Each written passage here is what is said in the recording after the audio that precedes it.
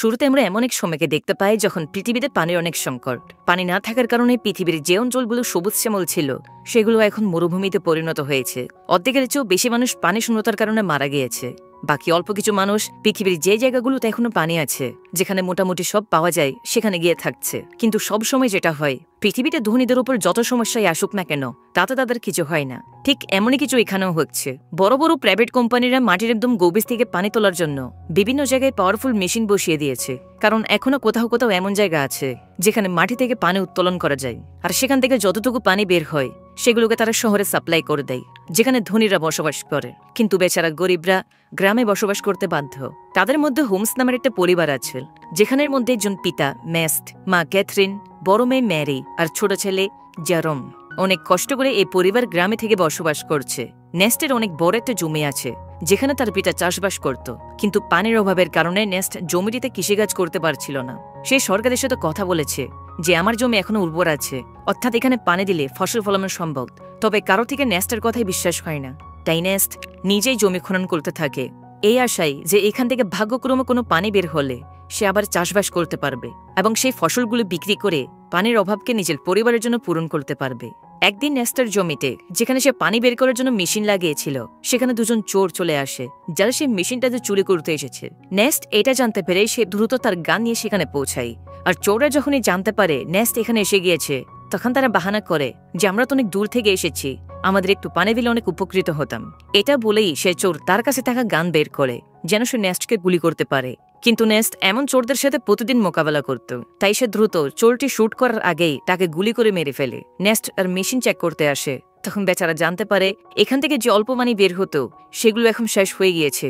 তার মানে এখন তাকে দূরের কোনো একটি জায়গায় গর্ত করে মেশিন লাগাতে হবে যেন সেখান থেকে পানি বের করা যায়। নেস্ট জেরোমের সাথে ওয়াটারম্যানের কাছে আসে।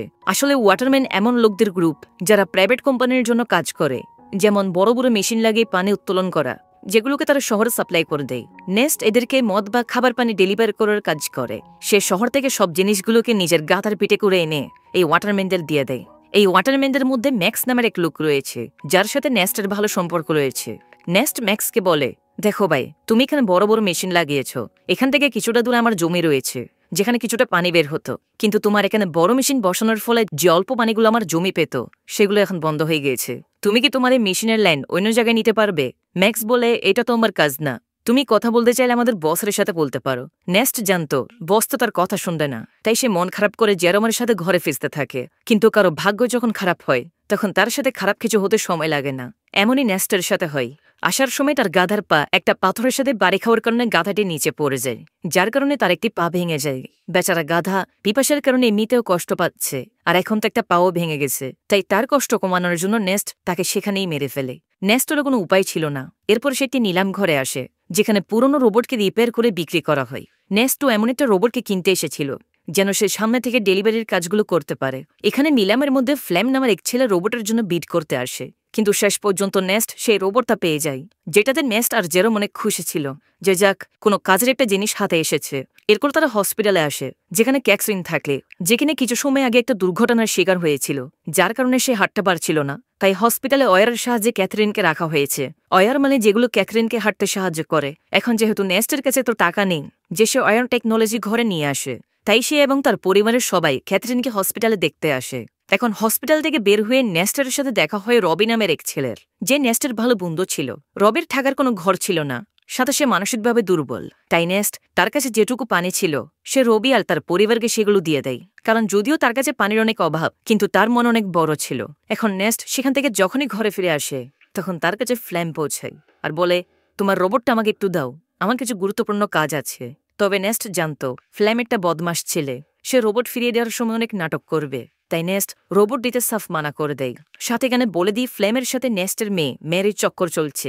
নেস্ট অনেকবার ম্যারিকে বোঝায় যে সে যেন ফ্ল্যাম থেকে দূরে থাকে, সে ভালো ছেলে না। কিন্তু ম্যারি জীবনে কোনো ছ্যাঁকা না খাওয়ার কারণে সে নেস্টের কথায় রাজি হয় না, বরং সে ফ্ল্যামের কারণে তার পিতাকে ঘৃণা করে। এখন মা বাবার কথা না শোনার কারণে ম্যারির সাথে খারাপ কিছু ঘটতে চলেছে কিনা তা আমরা সামনে জানতে পারবো। এর পরের দিন নেস্ট আরেকটি জায়গায় গর্ত করছিল যেন সে সেখান থেকে পানি পায়, কিন্তু বড় মেশিনের পাইপলাইনের কারণে আশেপাশের সব এলাকা শুকিয়ে রয়েছে।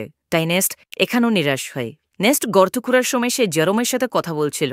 সে বলে, আমি যখন শহরে গিয়েছিলাম তখন সেখানে আমি একটা মেয়েকে দেখেছিলাম, যার চুল তো ছোট কিন্তু দেখতে খুব সুন্দর। এখন তুমি বড় হয়ে গিয়েছো, তুমি বললে তার সাথে তোমার ফিক্স করিয়ে দিই। না জানি এমন অবস্থায় আমরা আর কতদিন বেঁচে থাকতে পারবো, তাই আমাদের কাছে যত সময় আছে সেগুলোকে আমাদের ভালোভাবে কাটানো উচিত। আর এইভাবে নেস্ট আর তার ছেলে কথাবার্তি বলে ভালো সময় কাটায়। এরপর নেস্ট যখনই ঘরে আসে তখন ম্যারি বলে, আমার টাকা চাই বাবা, আমি ফ্লেমের সাথে যাচ্ছি, আমার এখানে দম বন্ধ হয়ে যাচ্ছে। নেস্ট বলে, দম বন্ধ হয়ে যাচ্ছে মানে? আমি ছোটকাল থেকে তোমাকে লালন পালন করেছি, তোমাকে সব দেওয়ার চেষ্টা করেছি, তবুও তুমি এমন কথা বলছো। কিন্তু ম্যারি তো উপর থেকে জবাব দেয়। সে বলে, আমার এখানে বাস করছি না, বরং সার্ভাইভ করছি, আমি এমন জীবন চাই না। নেস্টের লাখ বোঝানোর পরও যখন ম্যারি মানে না, তখন নেস্ট ম্যারিকে একটা রুমে বন্ধ করে জানালাতে প্যারেক মেরে দেয়, যেন সে ফ্লেমের সাথে দেখা করতে না পারে। যার পরে নেস্ট যখনই সাপ্লাই দেওয়ার জন্য শহরে যাচ্ছিল তখনই সে জানতে পারে তাদের গ্যারেজ থেকে রোবট গায়েব। এটা দেখে তার অবস্থা খারাপ হয়ে যায়। সে টেনশন করতে থাকে। সে বুঝতে পারে এই কাজটা ফ্লেম ছাড়ার কেউ করতে পারে না। তাই সে সেখান থেকে দ্রুত ওয়াটারম্যানের কাছে আসে, যেন তাদের জিজ্ঞাসা করতে পারে যে ফ্লেম এখানে এসেছে কিনা। কিন্তু সে সেখানে আসতেই ম্যাক্স আর বাকি ওয়াটারম্যানরা মিলে তার উপর আক্রমণ করে দেয়, আর সবাই মিলে তাকে মারধর করতে থাকে।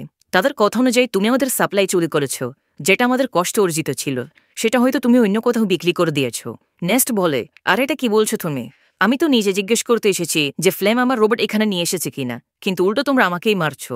নেস্ট বুঝতে পারে অবশ্যই ফ্লেম নেস্টের বদলে সাপ্লাই নিয়ে নিয়েছে, আর সেটা ওয়াটারম্যানদের বিয়ার বদলে চুরি করে অন্য কোথাও নিয়ে গিয়েছে। তাই নেস্ট যেমনি করে ওয়াটারম্যানদের থেকে নিজেকে ছাড়িয়ে ফ্লেমকে খুঁজতে থাকে।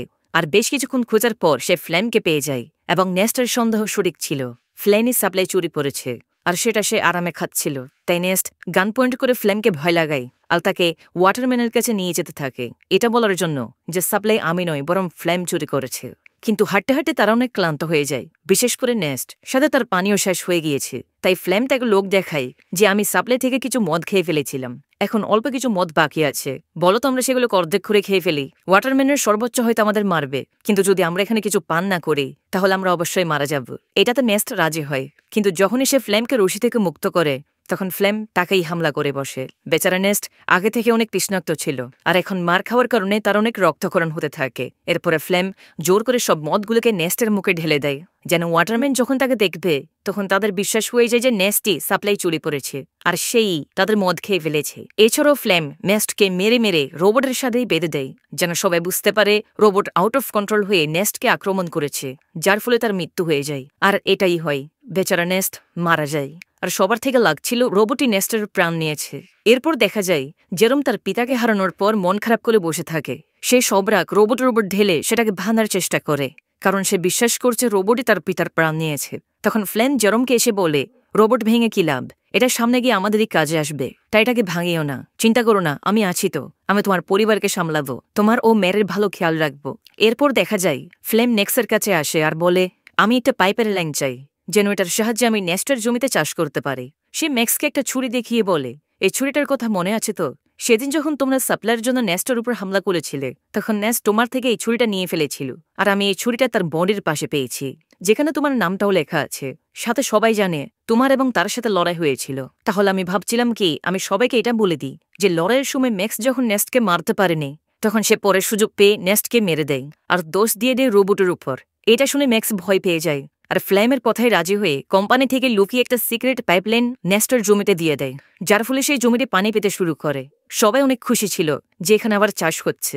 ফ্লেম প্রতিদিন লাঙ্গল চালায় যেন ফসল ফলাতে পারে, আর দেখতে দেখতে তার পরিশ্রমেরও ফল পাওয়া যায়, অর্থাৎ ক্ষেতের সব দিকে ফসল ফলতে শুরু করে, যেগুলো দেখে জেরোম আর বাকির অনেক খুশি ছিল। সাথে ফ্লেম আর ম্যারের রিলেশনশিপ ছিল, যার পরে তাদের বিয়ে হয়ে যায়। বিয়ের পর ফ্লেম অনেক খুশি ছিল, আর সে ভাবছিল যে এই সব কিছু নেস্টের ছিল। আজ যদি সে বেঁচে থাকত তাহলে না তো তার সাথে ম্যারের বিয়ে হতো, আর না তো সে এই জমি পেত।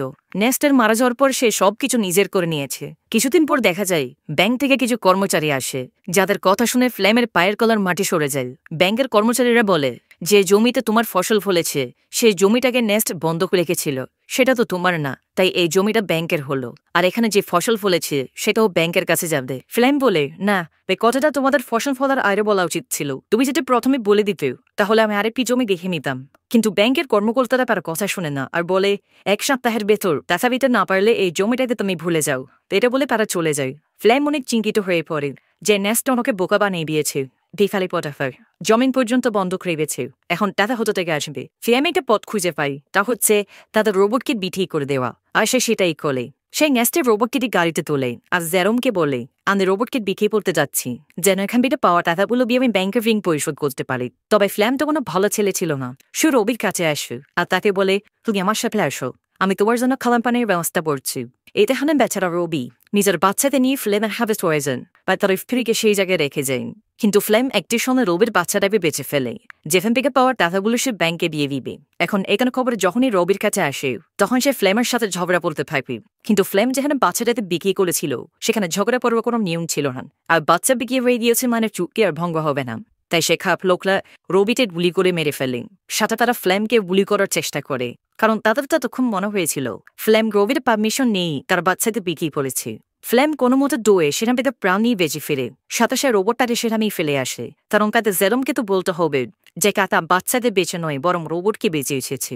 নেক্সট এমনিতে তো ম্যারিকে ফ্লেমের সাথে যেতে মানা পড়েনি। যাই হোক এরপর দেখা যায় ব্যাংকের ঋণ পরিশোধ করার পর ফ্লেম জমিটা আবার পেয়ে যায়। ওদিকে রোবটটি হেঁটে হেঁটে তার আসল মালিকের কাছে যেতে থাকবে। তার যখন সে বদমাশরা ফ্লেমকে শুট করছিল তখন কিছু বলে রোবটটি থেকেও লেগে যায়, যে কাছে রোবটের ডিফল্ট সেটিং অন হয়ে যায়, আর এই জন্যই সে তার অরিজিনাল অনারের কাছে যেতে থাকে, যে কিনা শহরে থাকে। অনারের নাম হচ্ছে ক্যালিভিন। সে যখনই রোবটটিকে দেখে তখন সে অবাক হয়ে যায়, যেটি কার রোবট আবার ফিরে এসেছে।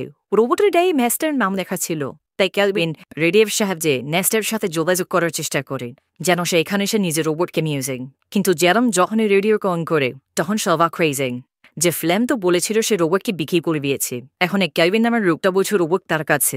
তাই সে ডিসাইড করে ক্যালভিন যখন রোবট ফিরে দিতে চায় তাহলে তো ভালো, জেরম সেটা নিজে দিয়ে নিয়ে আসবে। সেদিন জেরম রদের ওয়াইফকে দেখতে পায়, যেখানে রবি ও তার বাচ্চা ফিরে না আসার হতবাক হয়ে আছে। এখন সে তার পুটু নিয়ে তার বাচ্চা ফিরে আসার অপেক্ষা করছে। ফ্লেম এসে প্যাপে সেখান বেড়ে নিয়ে যায়। এই জিনিসটা দেখে জেরমের সন্দেহ হয় কিছু একটা তো হয়েছে, যেটা ফ্লেম লুকাচ্ছে। যাই হোক এর পর্বে সে শহরে যাওয়ার উদ্দেশ্য বেরিয়ে পড়ে। তবে শহরের বর্ডারে তার বয়স 58 বছরের নিচে হওয়ার কারণে গার্ডের তাতে শহরে যেতে পাই না। তখনই সেখানে একটা মেয়ে আসে যার নাম আমা, যে কিনা এখানে গোপনে মানুষদের আচার করার কাজ করছে। তাই সে জেরমকে বলে, আমার সাথে চলো, আমি তোমাকে শহরে পাঠাতে পারবো, সেটাও কম দেখেন। জেরম যখনই আবাকে বের তখন সে অবাক হয়ে যায়, কারণ আনা হুবহু সেরকম যেমনটা ম্যাস্ট একে সেই ছোট চুলওয়ালা মেয়েকের ব্যাপারে বলেছিল, অর্থাৎ এটাই সেই মেয়ে। জেরম তাকে ম্যাস্টের ব্যাপারে জিজ্ঞেস করে, কিন্তু আনা তো ম্যাস্টকে চিনে না, তাই জেরমও আর কিছু বলে না। এরপর আনা জেরমদের শহরের দিকে যাওয়া মালবাহী গাড়িতে লুকিয়ে বসিয়ে দেন, যে কারোর সাহায্যে জেরম অবশেষে শহরে পৌঁছে যান। এখন শহর আসার পর সে ক্যালভিনের সাথে দেখা করে, যে কিনা পাজে তার রোবট ফিরিয়ে দেয়। রোবটের যে গুড়ি বলে লেগেছিল সেটাও ক্যালভিন রিপেয়ার করে ফেলেছিল, সাথে সে রোবটের সেটিং ঠিক করে দিয়েছিল। কিন্তু জেরম যখনই রোবটকে মন দিয়ে দেখে তখন সে জানতে পারে এটাতে ক্যামেরা আছে, যেটা লেফারেটরের মতো ভিডিও রেকর্ড করে। ভিডিওগুলো তেমন পরিষ্কার তো না, কিন্তু এটুকু পরিষ্কার ছিল যে সেটাকে দেখা যায়। তখন সেই ভিডিওগুলোতে জেরম তার পিতা ম্যাস্টের সাথে কাটানো মুহূর্তগুলো দেখতে থাকে। এই ভিডিওগুলোতে সেই ভিডিওটাও ছিল যখন ফ্লেম নেস্টকে মেরেছিল, যার পরে সে রোবটের সাথে তাকে বেঁপে পেয়ে। এখন এই বলে দেখে জেরম প্রসঙ্গ অবাক হয়ে যায়। সে শক্তিতে জানতে পেরেছে যে তার পিতা কোনো অ্যাক্সিডেন্টে মারা যায়নি। জেরম রোবটটাকে ধরে নিয়ে আসে, কিন্তু ঘরে আসতেই সে ফ্লেমকে এটা বলে না যে সে শক্তিতে জেনে দিয়েছে।